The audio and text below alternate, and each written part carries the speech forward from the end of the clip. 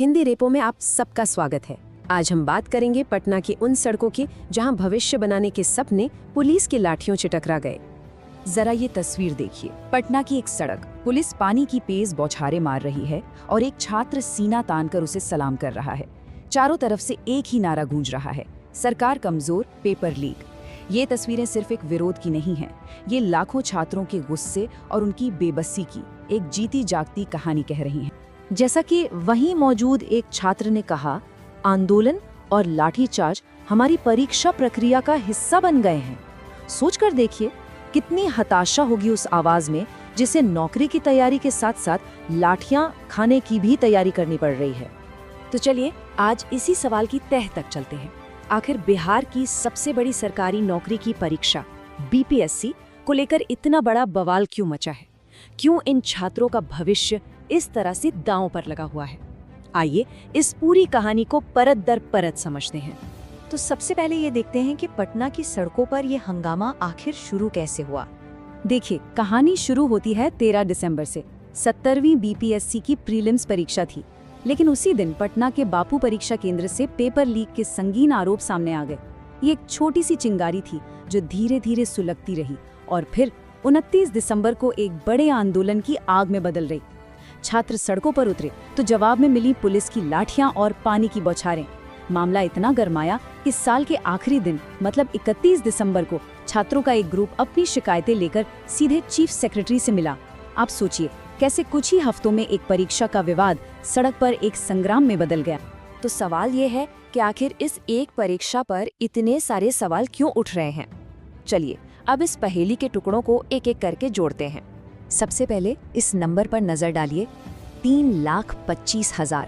ये सिर्फ एक आंकड़ा नहीं है, ये उन छात्रों की संख्या है जो सालों साल इस एक मौके के लिए दिन रात एक कर देते हैं। और अब देखिए कि इन 3.25 लाख छात्रों के लिए सीटें कितनी हैं? सिर्फ 2031। मतलब हर एक सीट के लिए 160 से भी ज्यादा दावेदार। अब आप समझ सकते हैं कि ये परीक्षा कितनी जरूरी है और इसमें जरा सी भी गड़बड़ी का मतलब क्या हो सकता है। छात्रों के आरोप बहुत ही गंभीर हैं, सिर्फ एक नहीं कई हैं। पटना के बापू सेंटर से तो सीधे सीधे पेपर लीक होने की बात ही सामने आ गई। और इससे भी ज्यादा चौंकाने वाली बात ये थी कि पेपर कुछ खास कोचिंग सेंटर्स के मॉडल टेस्ट पेपर से मिलता जुलता था। और फिर मैनेजमेंट की गड़बड़ियां तो थीं, कहीं सीसीटीवी कैमरे बंद थे तो कहीं क्वेश्चन पेपर की सील पहले से ही टूटी हुई मिली।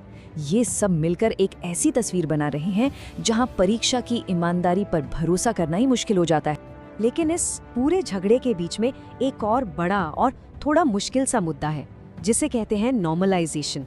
चलिए इस पेज को भी आसान भाषा में समझते हैं। तो ये नॉर्मलाइजेशन आखिर है क्या चीज? चलिए इसे एकदम सिंपल तरीके से जानते हैं। देखिए, नॉर्मलाइजेशन एक ऐसा तरीका है जिससे ये पक्का किया जाता है कि अगर कोई परीक्षा अलग अलग शिफ्ट में या अलग अलग पेपर के साथ हो तो किसी के साथ नाइंसाफी ना हो। ये मुश्किल और आसान पेपर के बीच एक बैलेंस बनाने का काम करता है। इसे ना ऐसे समझिए, मान लीजिए दो दोस्त परीक्षा दे रहे हैं। एक को मिला एकदम आसान सा पेपर और दूसरे को मिला बहुत ही मुश्किल। अब आप ही बताइए, अगर दोनों के नंबरों को सीधे सीधे तौला जाए तो ये तो नाइंसाफी होगी, है ना? बस नॉर्मलाइजेशन इसी नाइंसाफी को दूर करता है। ये पेपर कितना मुश्किल था उसके हिसाब से नंबरों को एडजस्ट करके सबको एक बराबर की लाइन पर ले आता है ताकि सबकी मेहनत का सही सही मूल्यांकन हो सके। अब असली प्रॉब्लम यहीं से शुरू हुई। बीपीएससी ने नॉर्मलाइजेशन लागू करने से साफ मना कर दिया और अब जब सिर्फ बापू सेंटर के 12,000 छात्रों का एग्जाम दोबारा होगा तो एक नया डर पैदा हो गया है। डर ये कि क्या होगा अगर इन छात्रों को पहले वाले पेपर से कहीं ज्यादा मुश्किल पेपर मिल गया तो? बिना नॉर्मलाइजेशन के ये तो उनके साथ सरासर अन्याय होगा। तो इस पूरी सिचुएशन में छात्र क्या चाहते हैं और सरकार या कमीशन क्या कह रहा है? आइए दोनों पक्षों की बात भी सुन लेते हैं। देखिए, मामला बिल्कुल आमने सामने का है। प्रदर्शन कर रहे छात्रों की एक ही मांग है कि जब धांधली के इतने आरोप हैं तो पूरी की पूरी परीक्षा ही रद्द करो और फिर से कराओ, और साथ ही जो भी इसके लिए जिम्मेदार हैं उन पर सख्त एक्शन लो। वहीं दूसरी तरफ बीपीएससी का कहना है कि नहीं, गड़बड़ी सिर्फ बापू सेंटर पे हुई थी, इसलिए परीक्षा भी सिर्फ वहीं दोबारा होगी। वो पेपर लीक के आरोपों को भी सिरे से खारिज कर रहे हैं। लेकिन रुकिए, कहानी में एक और एंगल भी है। ये आवाज उन छात्रों की है जिन्होंने दूसरे सेंटरों पर परीक्षा दी थी। उनका कहना है कि हमारी परीक्षा तो बिल्कुल ठीक हुई, हमने तो मेहनत की थी।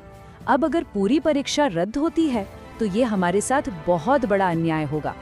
और देखा जाए तो ये भी एक जायज़ बात है।